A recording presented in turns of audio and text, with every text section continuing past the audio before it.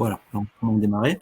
Bonjour à toutes et tous, bienvenue dans ce webinaire pour le plugin Grist, DataGouv Validata. C'est un plugin en cours d'expérimentation. Ce webinaire va durer 1 heure. Il est enregistré. Le déroulé est très simple. Je vais faire une courte introduction pour les personnes qui ne sont pas forcément familières avec data.gouv.fr, Grist, Validata. On ira directement dans le vif du sujet avec une démonstration du plugin par Geoffrey Aldebert, qui se présentera, responsable de l'équipe DataGouv, Data à l'admin, et puis Pierre Camienti de l'équipe Validata, de l'outil, qui présentera la partie Validata du plugin. Ensuite, on pourra vous présenter un peu la feuille de route envisagée pour ce plugin, pour les coûts de ce plugin. Et on pourra vous parler un peu des limitations et de ce qui est envisageable ou pas, avant de vous laisser la parole plutôt par texte. Donc on reprendra vos questions, les questions que vous poserez sur le chat, et on essaiera d'y répondre au mieux dans le temps imparti. Donc, petite introduction, je m'appelle Johan Richer, je fais partie de l'équipe Validata et de l'équipe DataGouv. Je fais partie de cette équipe. DataGouv, pour rappel, data.gouv.fr, c'est la plateforme des données publiques françaises.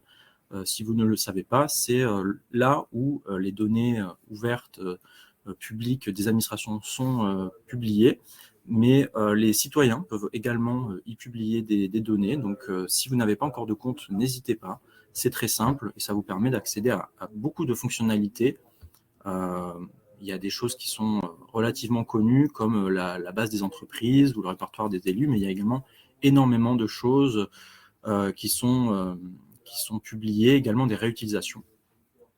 Donc c'est dans ce contexte-là, c'est autour de DataGouv que, dans cet écosystème qu'a été conçu également Validata. Validata, c'est un projet qui sert à améliorer la qualité des données, tout simplement. Ça se passe avec des schémas de données, c'est-à-dire des formats, des templates pour pouvoir créer des données, un certain nombre, par exemple les données de subvention, les données de délibération, mais également les lieux de stationnement. Par exemple, c'est ainsi que sur Transport DataGouv, si vous ne le savez pas, Transport DataGouv qui est une plateforme dédiée au transport, mais qui est une verticale, comme on dit, de DataGouv. Vous avez tous les lieux de covoiturage qui sont publiés et ces données sont en fait consolidées grâce à un schéma commun, c'est-à-dire plusieurs producteurs de données publient des données sur les lieux de covoiturage à l'échelle régionale par exemple, et ensuite grâce au fait qu'ils utilisent un schéma commun, on peut les agréger et créer la base nationale des lieux de covoiturage, et tout ça grâce à Validata, au fait de valider les données, de vérifier qu'elles respectent bien le schéma, qu'il n'y a pas d'erreur. Voilà pour l'aspect Validata, donc la deuxième dimension de cette présentation. Et enfin Grist, qui est l'outil le plus récent là, dans cet écosystème. Grist, c'est un outil open source qu'on peut comparer à un tableur de type Excel, mais qui est évidemment beaucoup plus puissant, qui permet de gérer des données, mais également d'en faire de la data visualisation, différentes formes de visualisation de la donnée. Cet outil a été récemment intégré à la suite numérique. Donc aujourd'hui, tous les agents publics de l'État au niveau de l'administration française peuvent avoir accès à cet outil, parmi d'autres. Donc si vous êtes un agent public, et je crois que c'est la majorité d'entre vous, vous ne connaissez pas la suite numérique, je vous invite à aller sur lasuite.numérique.gouv.fr. Ça va vous permettre, grâce à un accès authentifié auquel vous avez le droit, à un certain nombre d'outils. Certains peut-être vous connaissez déjà comme CHAP ou France Transfert, mais des outils relativement nouveaux comme Grist. Et donc Grist permet, avec une logique de plugin, d'aller beaucoup plus loin que ce qu'il y a comme fonctionnalité de base dans cet outil. Donc c'est justement ça dont il est question. Donc sans plus tarder, je vais laisser Geoffrey Aldebert se présenter et puis faire la démonstration, la première partie de cette démonstration sur le plugin Grist. Ça marche. Alors peut-être qu'on change de micro, on est dans la même pièce, du coup je mets mon micro. Ouais, je vais couper le lien. Tu coupes le son aussi. Tac. Eh bien, normalement, C'est bon. Bonjour à tous. Ravi d'être ici. Donc, moi, je me présente, Geoffrey Aldebert. Je travaille à la DINUM, qui est la Direction interministérielle du numérique. Et donc, je suis en charge de l'équipe, notamment data.gouv.fr, donc la plateforme que vous a présentée, Johan. Et donc, dans le cadre de cette plateforme-là, on a donc différents produits qui gravitent dans l'écosystème de data.gouv. Et on commence à regarder un petit peu les interactions qu'on peut faire avec d'autres produits interministériels, comme ceux notamment de la suite numérique que vous a présenté Johan. Et donc dans ce cadre-là, on a commencé en bêta-test le développement d'un plugin Grist qui s'interface avec data.gouv.fr sous plusieurs aspects, et on va vous montrer là pendant cette heure un petit peu une démo de ce qui est possible de faire. Donc c'est quelque chose qui reste aujourd'hui en bêta-test, on en reparlera plutôt à la fin un peu sur les évolutions, la roadmap de ce qu'on imagine faire autour de ces outils-là. Mais du coup, on pense qu'on est quand même déjà assez mature pour donner l'outil, le plugin dans les mains des utilisateurs, pour qu'ils puissent tester, nous faire leur retour et puis améliorer l'outil petit à petit. Donc, je vais passer présentateur. C'est bon. Du coup, je vais partager tout mon écran. Normalement, vous voyez mon écran. Super.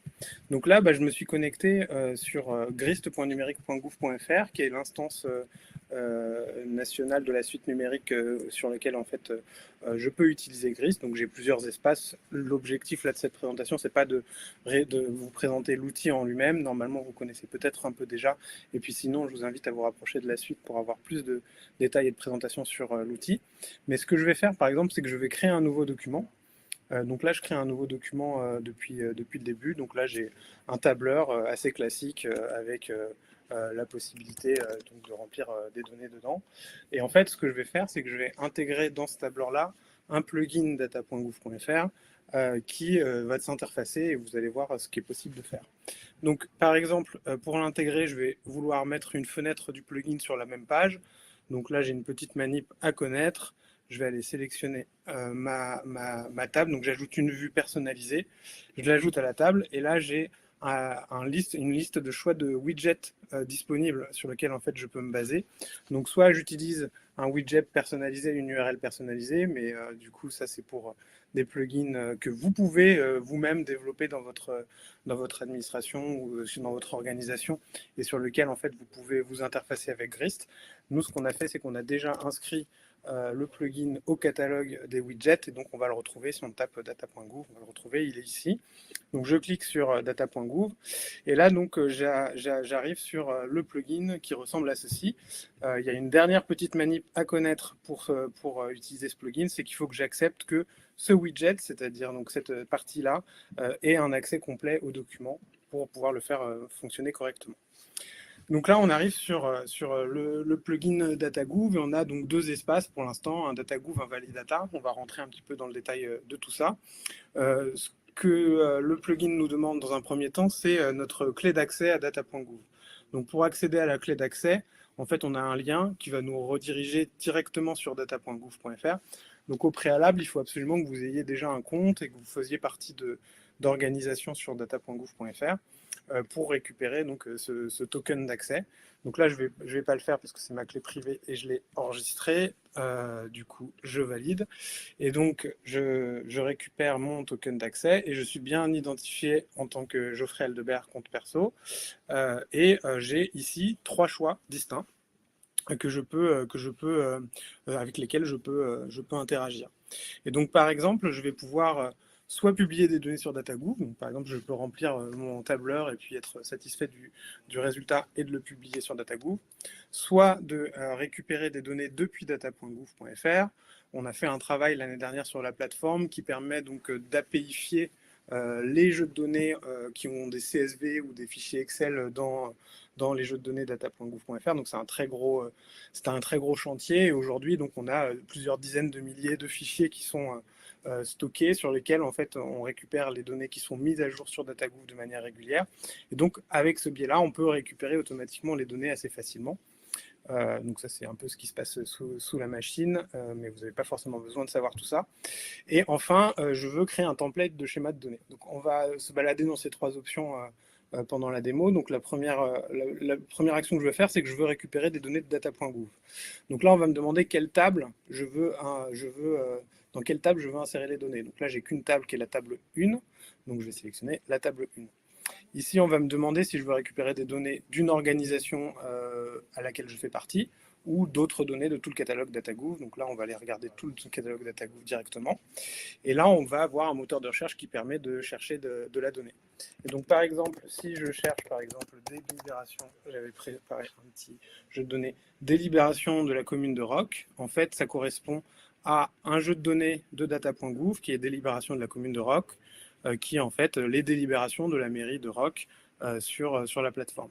Et donc là, je vais cliquer sur importer et automatiquement, le plugin Grist est connecté et donc va commencer à reconstituer la structure du fichier que je suis en train de télécharger et télécharger les données petit à petit. Donc là, on a téléchargé 500 lignes de délibération de la commune de Roques directement. Et donc, voilà, on peut commencer à travailler et faire des choses dessus. Donc, si par exemple, on veut qu'est-ce que je peux faire comme vue particulière ajouter des graphiques. On peut décider d'ajouter une vue de type graphique à la table 1 en sélectionnant la colonne sur laquelle on veut faire notre graphique. Donc, par exemple, on va faire sur les effectifs ou le vote, non, qu'est-ce qu'on peut faire? Ouais, vote pour, par exemple, paf. Et automatiquement, on a un graphique qui s'affiche. Alors, c'est peut-être pas très pertinent pour ce jeu de données-là en particulier, mais très vite, vous voyez, en quelques clics, on est capable de télécharger de la donnée depuis DataGouv, de pouvoir l'éditer, parce que là, on peut décider de l'éditer comme on le souhaite, et de pouvoir faire des premières analyses dessus avec des graphiques qu'on peut ajouter et qu'on peut customiser comme on le souhaite. Donc là, qu'on peut du coup aussi republier sur DataGouv comme une réutilisation. Exactement, ouais. Du coup, ça c'est donc la deuxième partie. Donc pour republier sur DataGouv, pareil, je vais rajouter mon token. Et donc pour publier sur data.gouv, on a donc deux options. Soit on publie le fichier qui est une photo du fichier qu'on publie directement sur data.gouv, soit on publie l'état du Grist en temps réel. Et donc pour ça, en fait, on va être obligé de modifier les droits d'accès du document Grist. Et donc on va par exemple activer le fait que ce document, c'est en accès public, donc il faut être précautionneux avec ça, parce que là, ça veut dire que tout le monde peut avoir accès à cette donnée, mais si c'est de la donnée open data, il n'y a pas de problème particulier. Et donc, je vais cliquer sur « Je veux publier mes données sur data.gouv ». Et donc là, on va me demander sous quel nom d'organisation je souhaite publier mes données. Donc là, j'ai une organisation test qui s'appelle Data Team, que je vais sélectionner. Donc je vais dire « Je veux publier la table 1 sur data.gouv ». Et donc là, on va avoir un titre, donc le test délibération Roques, et avec donc une description qu'on peut rajouter. Donc là, je la fais très rapidement. Et là, j'ai juste à cliquer sur publier mes données et les données sont publiées sur data.gouv. Et donc, quand je me connecte sur le lien qui m'est donné, j'ai bien le titre, la description qui est indiquée et le fichier directement accessible. Quand je clique sur le CSV, automatiquement, quand je l'ouvre, je vois bien mes données. Ce qui est intéressant avec ça, c'est que du coup, comme c'est un accès public, si je modifie directement une colonne, une valeur dans une colonne, bah là, je n'ai pas besoin de refaire toute cette manipulation de téléchargement. En fait, quand je vais télécharger le fichier, je le retélécharge une deuxième fois, j'ai rien fait de plus.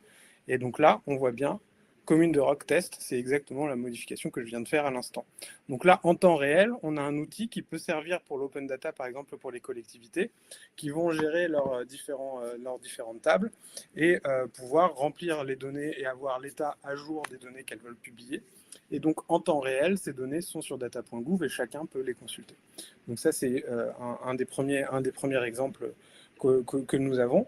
Enfin, je peux aussi vouloir créer un template à partir d'un schéma de données particulier. Donc, ce que vous a expliqué Yohan tout à l'heure, il existe sur schemadata.gouv, qui est un site qui référence l'ensemble des schémas de données qui sont mis en avant par la communauté Open Data, donc des schémas de la communauté, des schémas aussi qui ont été validés par le Conseil national de l'information géolocalisée, le CNIG. Et donc, vous pouvez vous baser sur ces schémas de données pour construire de la donnée, ce qui est intéressant parce que ça permet à plusieurs producteurs différents de produire de la donnée sous un même format et donc de faciliter demain les agrégations départementales, régionales, nationales qui peuvent être pertinentes. Et donc pour cela, moi je vais aller sur l'option je veux créer un template et mettons par exemple là je veux changer complètement de cas d'usage et je veux créer un template sur les menus de cantine.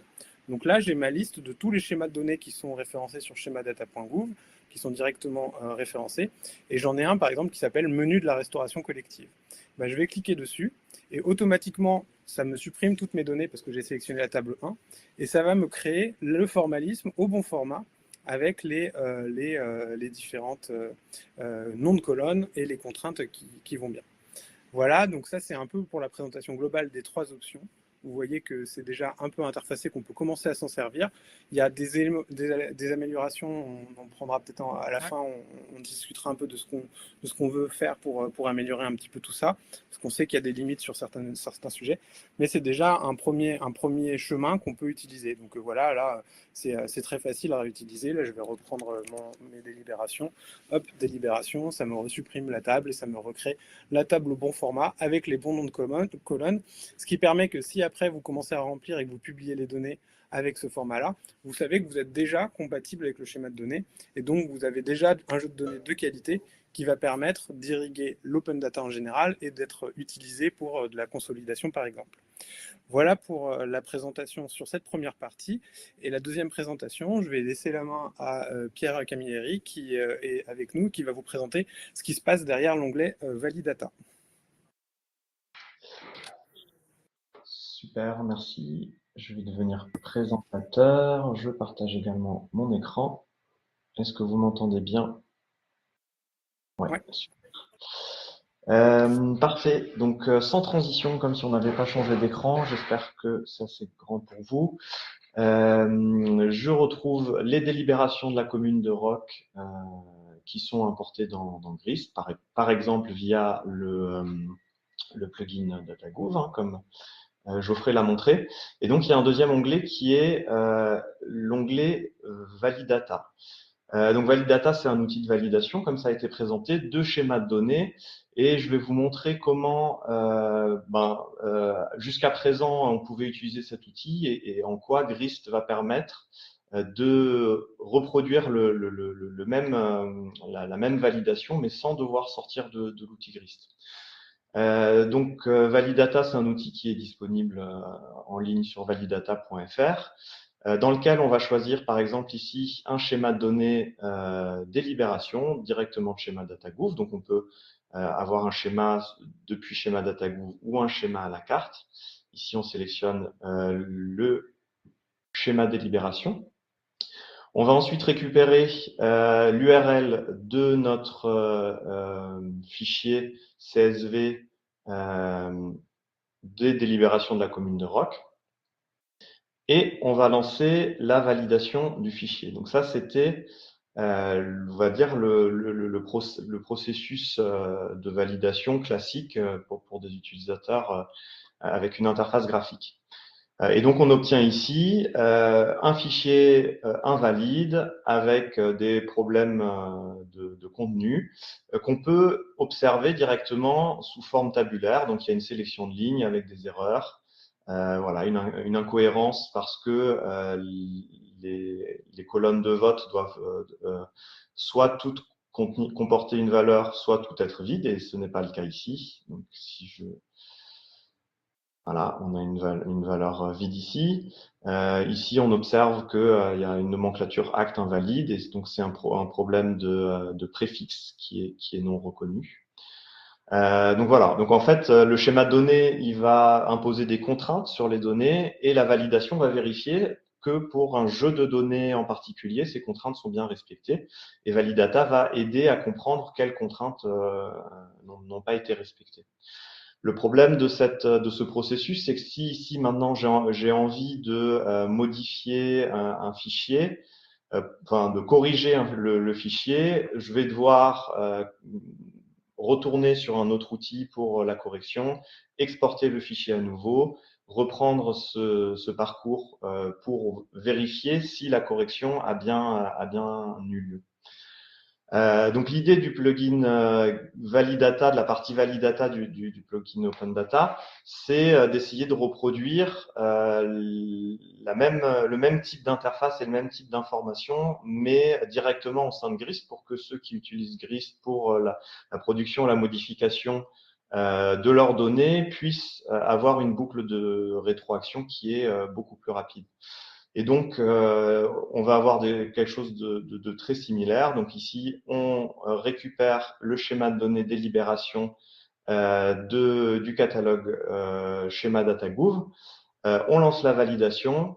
Il y a un petit temps de validation et une fois la validation effectuée, on observe normalement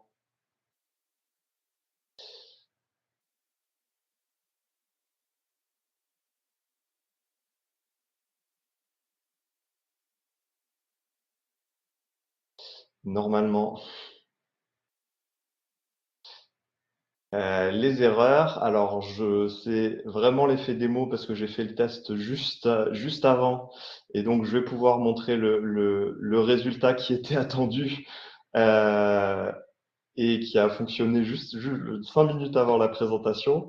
Donc, j'ignore ce que j'ai fait de faux. Mais on observe les cases qui comportent des erreurs avec un marquage en rouge comme je l'ai présenté sur le parcours Validata. Et on va pouvoir consulter les erreurs, alors pas au survol parce que c'est pas une fonctionnalité qui est offerte par Grist, mais dans le plugin. Et pour chaque ligne sélectionnée, on va pouvoir inspecter les erreurs. Donc là, par exemple, je dézoome un petit peu pour pouvoir observer.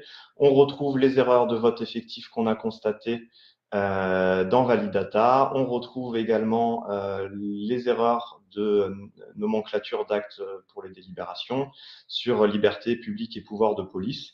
Des problèmes de valeurs manquantes, etc.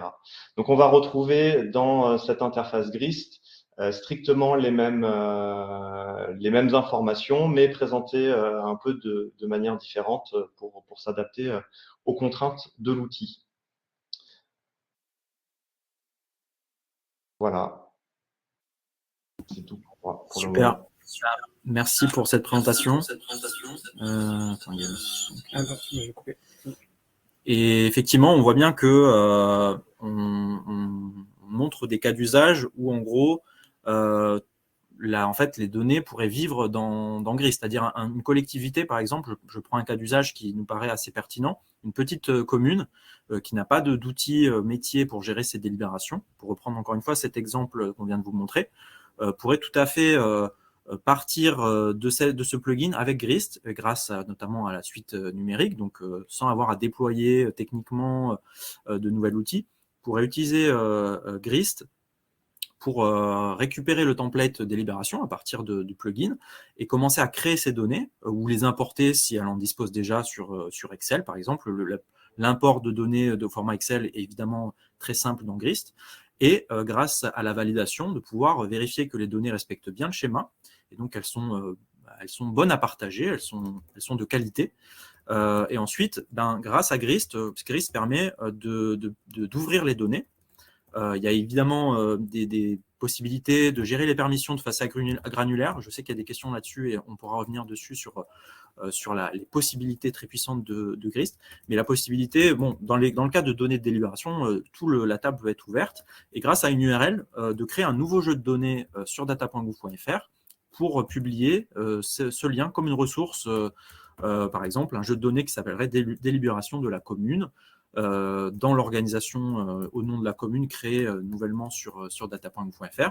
Et en fait, à chaque fois que le jeu de données, qu'il y a des nouvelles délibérations, qu'il y a un nouveau conseil municipal, que des nouvelles délibérations sont votées, elles sont ajoutées dans le même fichier et la publication sur data.gouv.fr est mise à jour en temps réel, avec la possibilité de faire, comme l'a montré Geoffrey, directement dans Grist des visualisations de ces données, pour les partager également, de façon à aider par exemple les citoyens à mieux comprendre les délibérations, voilà, toutes les vocations qu'ont la visualisation de données, c'est-à-dire aider à mieux traduire des choses qui sont sous format peu compréhensible à l'œil nu. Voilà un cas d'usage qui est pertinent, et il y en aurait bien d'autres. Là, on vous a montré différents cas d'usage. On va vous parler un peu maintenant de la feuille de route envisagée. On aimerait, dans un premier temps, à partir de ce webinaire et en discutant avec les participants et différents cas d'usage, mieux comprendre comment ce plugin répond à vos besoins et quels sont les manques, effectivement. Il y en a certains qu'on n'a pas identifiés encore, et c'est surtout ça qu'on aimerait découvrir avec vous. Il y en a certains qu'on a découverts déjà, et donc on a tout à fait conscience. On peut en mentionner quelques-uns, donc je vais laisser à nouveau la parole d'abord à Geoffrey, puis après à Pierre, pour parler un peu des limites et des choses qu'on peut envisager comme amélioration d'ores et déjà à ce stade, donc d'abord sur la partie DataGouv, et puis après sur la partie Validata. Geoffrey, je t'en prie. Oui, alors sur la partie, je vais du coup, je vais parler avec mon micro. Donc sur la partie constitution d'un template à partir d'un schéma de données, on pense que ça marche assez bien. Donc vous pouvez déjà vous en saisir pour l'utiliser. C'est-à-dire que je sélectionne mon schéma et pouf, mon tableur se met au bon format et on peut commencer à remplir des données. Ça, éventuellement, couplé au plugin Validata qui est montré par Pierre, on peut déjà faire quand même pas mal de choses. Les parties où nous, sur la partie que j'ai présentée, plutôt améliorée, sont plutôt du côté de la récupération des données. On sait qu'il y a des données qu'on arrive à mal récupérer depuis data.gouv.fr. C'est pour des raisons techniques de format, je ne vais pas rentrer dans les détails, mais donc dans Grist, l'import se fait pas exactement avec des noms de colonnes, etc. Donc il peut y avoir des problèmes sur certains jeux de données. Si par exemple le jeu de données il a des caractères spéciaux ou des éléments un petit peu particuliers dans le CSV en lui-même, bah là on va potentiellement avoir des problèmes. Donc on le sait ça et on va travailler à améliorer ça. Et puis bien évidemment, vous avez vu que l'interface de publication, elle est très rudimentaire. On a récemment modifié toute notre interface d'administration sur data.gouv.fr pour justement mieux accompagner les producteurs de données pour la production de données de qualité. Donc là, on ne remplit pas les métadonnées sur la couverture géographique, on ne vérifie pas que la description elle fait une longueur minimale, etc., etc. Donc tout ça, en fait, on va travailler à ce que l'interface d'administration qu'on a sur data.gouv.fr, on puisse essayer de la répliquer sur le plugin Grist pour que ça soit plus facile et donc plus aisément publiable. Voilà les principaux chantiers là, des prochains mois sur lesquels on va travailler. Et après, donc, côté plugin Validata, je te laisse la parole, Pierre. Oui, merci. Alors, côté plugin Validata, on a des limites connues au niveau des fonctionnalités offertes par Grist. Et notamment, je vous ai montré de la mise en forme conditionnelle dans la table. Et ça, aujourd'hui, c'est vraiment du bricolage aujourd'hui parce que la fonctionnalité n'existe pas sous Grist.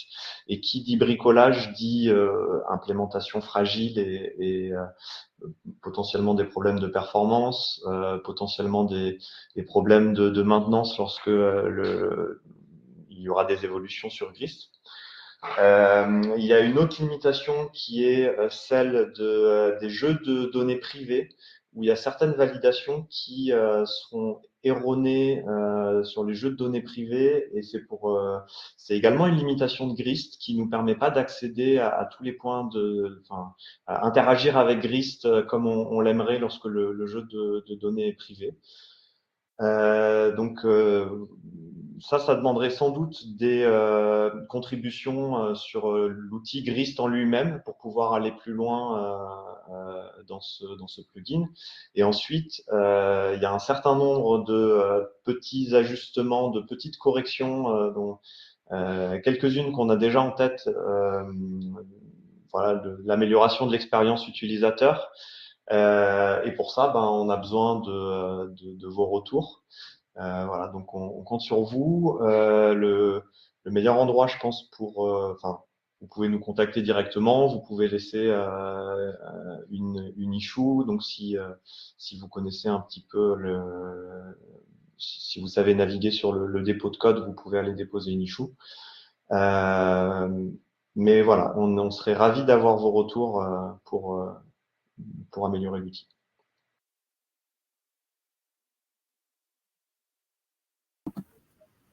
Merci. Ouais, effectivement, Jean Chéry, On est très preneur de vos retours. Donc, selon votre préférence, donc j'ai posté le lien tout à l'heure vers le forum DataGouv, qui est un forum relativement nouveau. Donc, peut-être vous ne le connaissez pas encore, vous êtes déjà familier avec la galaxie data.gouv.fr. Donc, sur ce forum, vous pouvez tout à fait poser des questions, créer des nouveaux sujets de discussion. Donc, vous pourrez nous faire vos retours par ce biais-là. Si vous êtes plus familier avec des outils de développement, on a évidemment un dépôt GitHub qui est l'endroit où le code du plugin est stocké et partagé, dans lequel il y a des tickets, un système de tickets qui permet de signaler des améliorations que vous souhaiteriez voir ou des bugs que vous avez découverts. Il y en a déjà un certain nombre qui sont déjà dans notre feuille de route. Je vais maintenant passer aux questions et puis on pourra évidemment il nous reste encore une trentaine de minutes, enfin un peu moins de 30 minutes. Donc on pourra évidemment revenir peut-être en partage d'écran aussi sur des fonctionnalités sur lesquelles on est passé un peu vite. L'idée c'était de vous présenter vraiment de façon très très succincte les démos, de façon à ce que vous compreniez de quoi on parle déjà. Évidemment, ce webinaire n'a pas vocation à servir de support de formation, pas à ce stade. Il y a des supports de formation qui existent, qui ont été produits notamment par les équipes à la NCT et à la DINUM. J'ai partagé un lien, par exemple, sur un webinaire qui a eu lieu sur les permissions avancées. Les permissions avancées, c'est quelque chose qui est très, très présent dans Grist et c'est une des fonctionnalités qui sont les plus utiles pour gérer, notamment dans les cas d'usage dont on parle, avec des données qui ont vocation à être ouvertes, mais peut-être que certaines non. Et puis, comment est-ce qu'on fait pour que une commune peut partager les données, mais qu'elle ne permette pas à d'autres utilisateurs extérieurs à la commune de modifier, enfin à la mairie, de modifier les données. Tout ça, ça se fait vers un système de permission avancée. Donc, j'ai posté un lien vers un webinaire pour vous donner un exemple de ressources qui sont disponibles. Sur le forum, dans le topic que vous voyez à l'écran, j'ai également partagé des liens vers le forum francophone Grist, vers le catalogage de données sur DataGouv avec Grist, qui est quelque chose sur lequel l'équipe DataGouv travaille. On pourra revenir dessus un peu plus tard. Et puis, une bibliothèque d'exemples d'outils réalisés avec Grist, notamment permettre de créer des nouveaux outils métiers adossés à des schémas comme on l'a montré, mais potentiellement à d'autres choses comme créer des formulaires d'inscription, c'est un cas d'usage relativement courant pour les agents publics, de gestion de tâches, registre RGPD, tout ça, vous avez un lien vers ce qu'on appelle une bibliothèque de templates, c'est-à-dire des exemples d'outils qu'on peut faire avec Grist. Je vais prendre maintenant les questions qui ont été posées pour essayer d'y répondre du mieux qu'on peut. Normalement, j'ai essayé de répondre au maximum. Très bien. Mais peut-être Il y avait une question de Nicolas Pi de l'IGN. La simple consultation liaison en lecture seule de données DataGouv nécessite donc une clé DataGouv. Ouais. N'est-ce pas un frein inutile au réemploi? Tout à fait, c'est inutile, il faut qu'on enlève ça et donc on mette l'option récupérer directement sans les tokens. On avait mis le token pour être l'entrée à tout le plugin parce qu'il y a des fonctionnalités qui nécessitent effectivement d'avoir un token comme la publication. Mais ça, on peut changer sans problème. Donc il faut qu'on mette ça, comme je le disais, dans le backlog, mais ça, c'est quelque chose qu'on peut faire rapidement.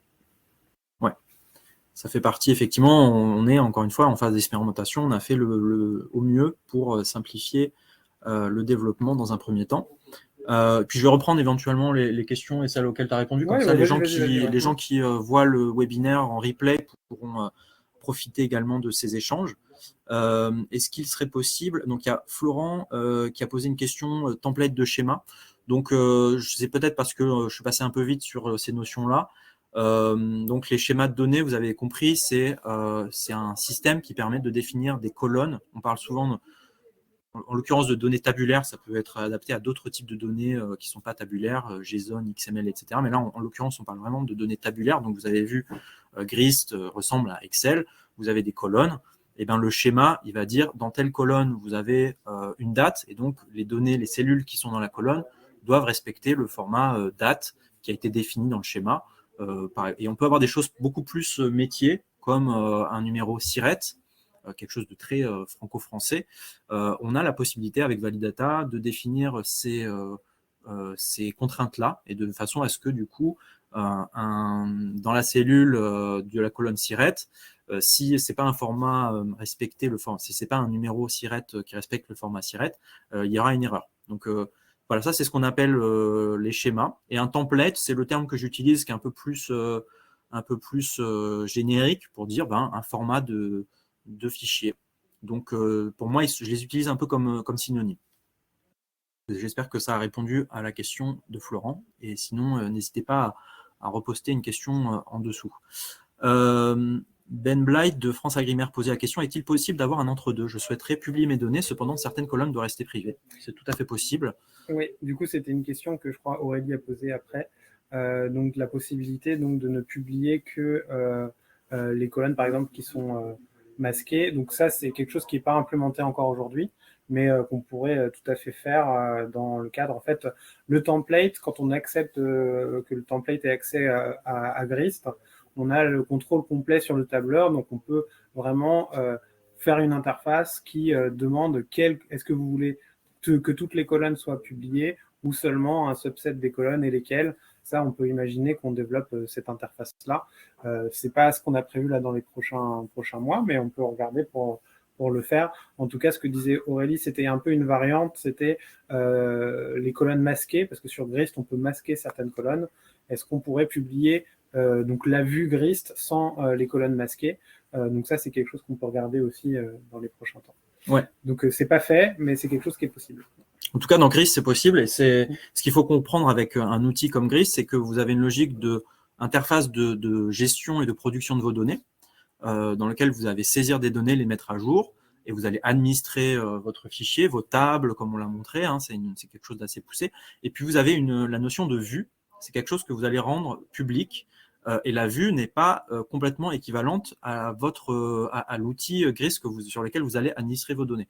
Donc la notion de vue permet d'attribuer des permissions spécifiques, permet de partager un lien à l'extérieur, permet donc de publier un fichier par une URL sur data.gouv.fr, permet de publier des images, par exemple pas une image, mais un iframe, ce qu'on appelle un iframe, qui intègre la visualisation sous forme de graphique sur une réalisation DataGouv.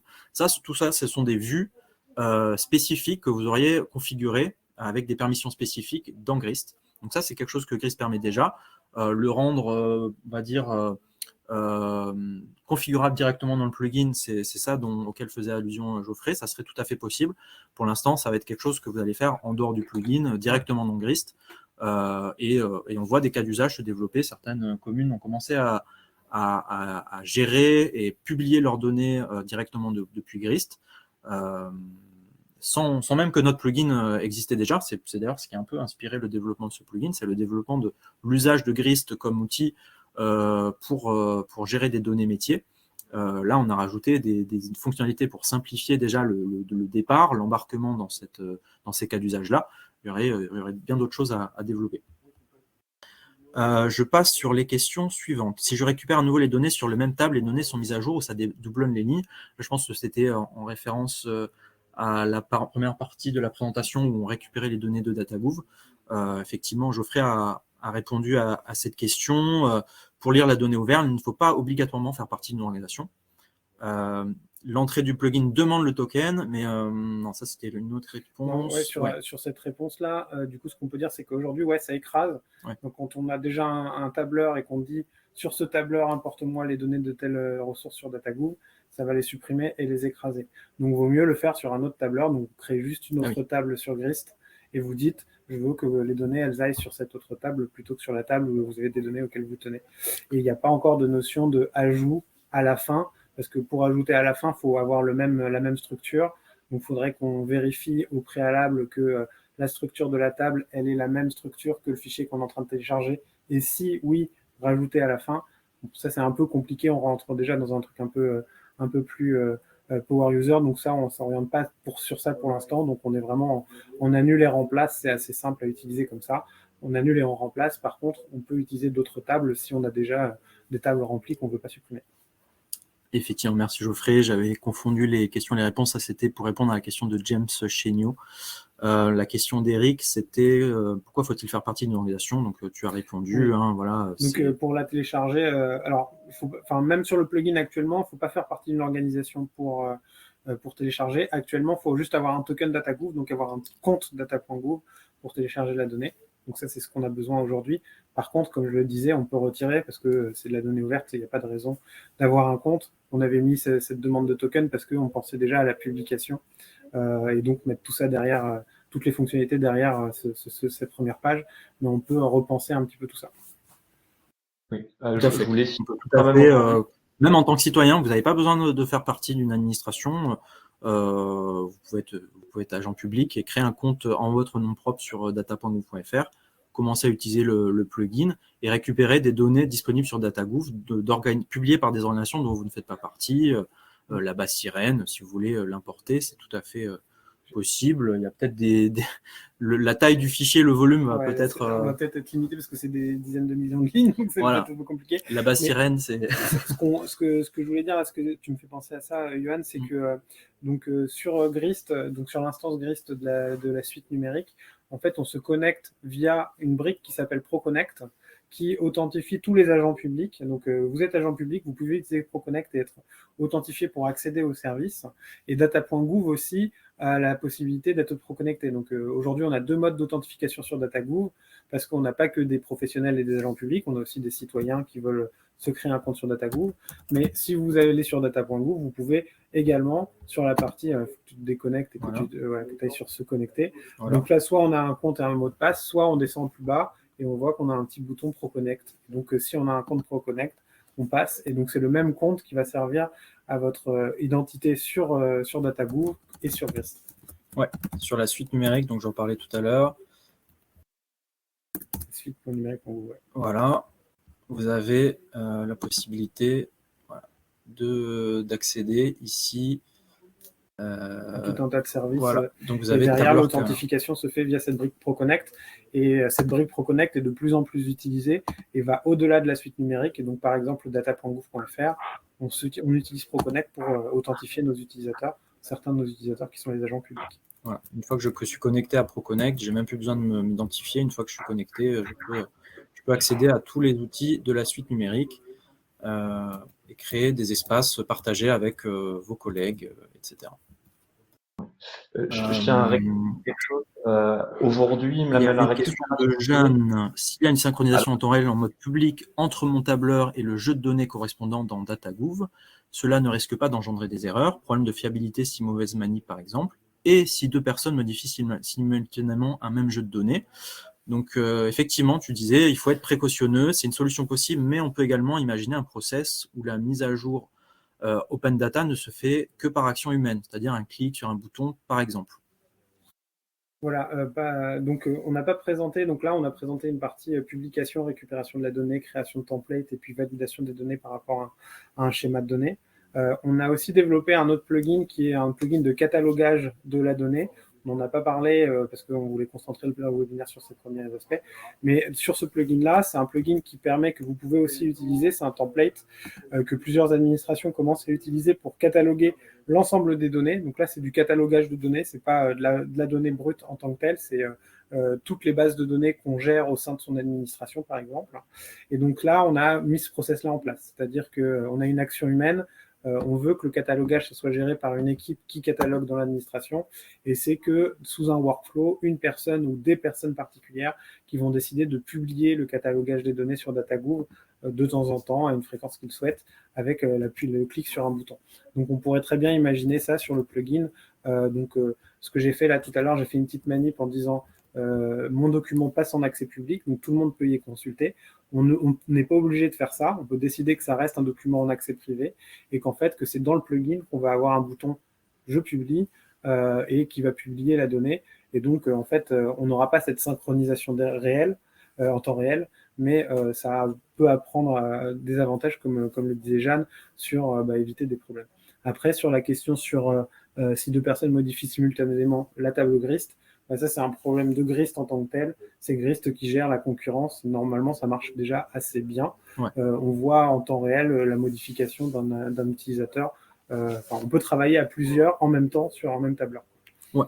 Si vous êtes habitué à des outils collaboratifs du type Google Spreadsheet, Airtable, vous retrouverez la même expérience utilisateur dans Grist.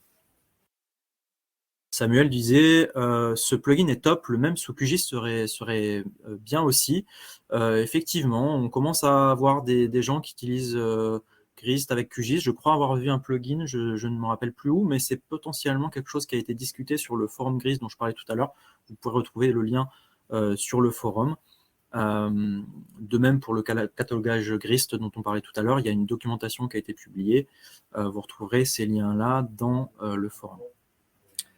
Il y avait une question d'Aurélie aussi sur le process classique de tout ce que j'ai présenté. En fait, la récupération de données, vous êtes un producteur de données, vous n'avez pas vraiment d'intérêt à récupérer votre propre donnée. C'est vous qui la gérez, vous la gérez par exemple dans Grist ou ailleurs, et vous l'avez. Par contre, vous pouvez être amené à vouloir récupérer la donnée de la collectivité voisine, du département ou une donnée de référence de l'État, par exemple. Et donc, c'est dans ce cadre-là que la partie récupération de données peut avoir un intérêt. Je veux récupérer, par exemple, la liste des subventions du département de l'Isère. Je le récupère et je peux faire mes analyses, comparer, etc. On peut imaginer tout un tas de cas d'usage là-dessus. Et donc, le process classique pour vous, collectivités qui allez produire des données, c'est j'ai Grist que j'utilise pour produire mes données, j'ai mes tables bien faites, au bon format, à la bonne structure, et donc, de temps en temps, je publie sur data.gouv. Et éventuellement, j'ai un espace où je récupère la donnée de la collectivité ou de la région pour faire des analyses. Mais c'est plutôt cet ordre d'idée-là qu'on imagine le process. Après, c'est libre, vous faites évidemment ce que vous voulez. On avait une question de Corinne. Existe-t-il de la documentation, des tutoriels pour prendre en main Grist? C'est une très bonne question. Effectivement, nous, on n'a pas vocation à vous apprendre à utiliser Grist. On est plutôt dans un usage plus avancé. Je pense que le bon point d'entrée, ça peut être, encore une fois, le site de la suite.numérique.gouv.fr /service au pluriel /Grist, qui vous donne non seulement un accès à l'instance Grist pour commencer à utiliser Grist en tant qu'agent public. Vous avez la possibilité de contacter l'équipe support et ils sont très présents pour répondre à vos questions. Et vous avez la possibilité également de rejoindre le canal chat Grist utilisateur, dans lequel vous allez pouvoir rejoindre la communauté grandissante et foisonnante d'utilisateurs et d'utilisatrices de Grist dans la sphère publique. Déjà, plusieurs milliers d'agents publics utilisent Grist. L'usage est vraiment impressionnant. Hein. C'est quelque chose qui grandit de jour en jour. Donc, ce canal chat, c'est vraiment l'endroit où aller, je pense. Et puis, vous avez un certain nombre de webinaires. J'en ai partagé un, mais vous avez une chaîne Peertube. Donc, Peertube, une alternative libre et souveraine à YouTube, dans laquelle vous avez beaucoup de vidéos qui ont été créées. Donc, vous en avez un, notamment, qui date du 13 février, d'introduction à Grist. Il y en a régulièrement. Donc, vous pouvez les voir en live, mais vous pouvez les voir les replays. Donc, je pense que pour les personnes qui veulent en savoir plus, pour prendre le pied à l'étrier de Grist, je pense que c'est le bon point de départ. Je vais partager directement ce lien. Il y a également Aurélie qui disait qu'il y a un forum, forum.grist.lib.sh. Exactement. Il y a plein d'infos, donc ouais. il faut aller regarder. Le forum, il est également sur cette page de la suite numérique, qui est une communauté avec pas mal de questions et de réponses. Voilà, des ressources, des astuces, les choses un peu plus techniques, l'intégration. Voilà, c'est vraiment là que ça se passe pour les utilisateurs plus avancés. Ça, c'était pour répondre à la question sur la documentation. Il y avait... Quand je publie, donc Aurélie demandait sur la publication des données, est-ce que c'est pour le moment qu'automatique? Donc, ce que j'ai montré, oui, c'est pour le moment, c'est en temps réel. Donc, mais ça, c'est quelque chose qui est facilement activable de juste envoyer une copie à data.gouv. Donc, ça, c'est quelque chose qu'on va faire dans les prochaines semaines, mois. Voilà. Voilà, merci aux personnes, notamment je vois qu'il y a des personnes de l'équipe Grist qui ont partagé des liens, c'est parfait. On les remercie, c'est notamment grâce à ces personnes qu'on a pu développer le plugin. Nous, on ne fait que finalement se reposer sur leur travail. Donc merci à ces personnes. Quelles sont les questions les plus pertinentes? Je pense qu'on a vu un petit peu tout. Nicolas, avec le lien Grist DataGouv, ce serait chouette d'avoir une fonctionnalité signaler une erreur au producteur du dataset. aka profiter des jointures faites par le réutilisateur pour améliorer le dataset joint. C'est une bonne remarque. C'est effectivement ce type d'outil. Moi, ça serait un peu mon rêve qu'on ait des fonctionnalités comme sur GitHub, de pouvoir proposer des changements, des correctifs, que la personne qui produit le jeu de données puisse avoir un diff et pouvoir accepter des correctifs. Ça serait le rêve. En attendant, le mieux, c'est effectivement de prendre contact avec la personne. Par exemple, sur data.gouv.fr, si le jeu de données, comme on le recommande, le jeu de données produit avec Grist est publié sur data.gouv.fr, vous avez la possibilité de poster un commentaire sur data.gouv.fr de façon à ce que la personne vous réponde et intègre vos signalements, vos correctifs directement. Mais effectivement, actuellement, ce type d'outil, mais c'est le cas c'est le paradigme de tous les outils collaboratifs, c'est soit tout ouvert, et donc vous permettez à tout le monde de modifier les cellules, ce qui est évidemment pas souhaitable dans ce cas d'usage-là, soit vous restreignez la modification à un petit groupe d'utilisateurs, a priori ceux qui sont membres de votre organisation, de votre commune, de votre service, et dans ce cas-là, vous ne pouvez pas, les personnes extérieures ne peuvent pas corriger. Donc, ça pourrait être l'objet d'un nouveau plugin, mais on vous laisse le développer. En tout cas, c'est quelque chose que vous pouvez en parler sur le forum Grist. Je pense que ça serait l'endroit idéal pour aborder ce type de sujet. Les vidéos ont été partagées bien avant que je le fasse. Merci Rewan. Et bonjour à toi. Le canal chat a été partagé également. La documentation a été partagée par Clarisse. Merci beaucoup Clarisse. Une question de Julien Grange. Quoi et comment publier sur data.gouv.fr? Comment peut-on faire pour inviter ou inciter des communes, des intercommunalités et des EPCI à s'emparer de cette pratique et de ces outils? C'est une très bonne question. C'est même le point de départ de tout ce qu'on dit, hein, c'est l'ouverture des données. Sachez qu'en France, c'est une obligation légale, notamment pour les collectivités de plus de 3500 habitants, ou les administrations ayant plus de 50 agents publics, 50 ETP. Donc, si elles ne le font pas encore, si elles sont concernées, vous pouvez en parler. C'est tout à fait une question, là, pour le coup, en tant que citoyen, vous pouvez tout à fait en parler aux agents de votre commune, par exemple, pour les inciter à ouvrir les données délibération. Il y a quand même une bonne majorité de collectivités qui le font, mais elles ne le font pas toutes encore. N'hésitez pas à les solliciter et si elles sentent qu'il y a un besoin aussi de citoyens, je pense que ça sera pertinent pour les inciter. Mais c'est tout à fait le rôle de data.gouv.fr. Hein. Vraiment, on est en plein dans le sujet. Donc, je ne sais pas si tu veux rajouter quelque chose là-dessus. Hein. Non. Et après, derrière, un bon départ du coup sur les premières données à ouvrir, ça a été porté notamment par l'association de collectivités Open Data France, qui est le socle commun des données locales, qui est en fait une liste de schémas de données, une liste de types de données qui peuvent être pertinents pour une collectivité de produire. Et donc là, si vous allez sur Schéma DataGouv, vous retrouvez tous les schémas de données qui concernent ce socle-là. Donc c'est un premier bon départ d'une collectivité qui commence l'open data. Donc on va retrouver par exemple les délibérations en mairie, les aménagements cyclables de la ville, la base d'adresses de toutes les adresses de la ville, les défibrillateurs, où est-ce qu'ils se trouvent, les équipements qui existent, etc., etc. Et donc, vous avez une documentation sur Schéma DataGouv sur ces données-là. Et maintenant, avec le plugin Grist, vous pouvez directement construire, en fait, pour commencer à produire vos données au bon format et les publier sur data.gouv. Voilà. Je crois que justement, on a bouclé la boucle pour revenir un peu aux fondamentaux de à quoi ça sert. Voilà, certains centres de gestion, effectivement, il y a des logiques de mutualisation à l'échelle locale, hein, bien sûr. Pour les plus petites communes, c'est tout à fait pertinent que ça se fasse au niveau intercommunal et les EPCI. Donc, il ne me reste plus qu'à vous remercier. Sachez que si vous êtes inscrit, votre adresse email, vous allez recevoir un lien vers l'enregistrement que vous pourrez partager. Nous le partagerons également sur les réseaux sociaux. N'hésitez pas à suivre data.gouv.fr sur les réseaux sociaux, LinkedIn, Blue Sky, Mastodon, je crois. C'est là aussi que vous aurez des informations sur Validata. Il y a des choses bientôt dans Validata.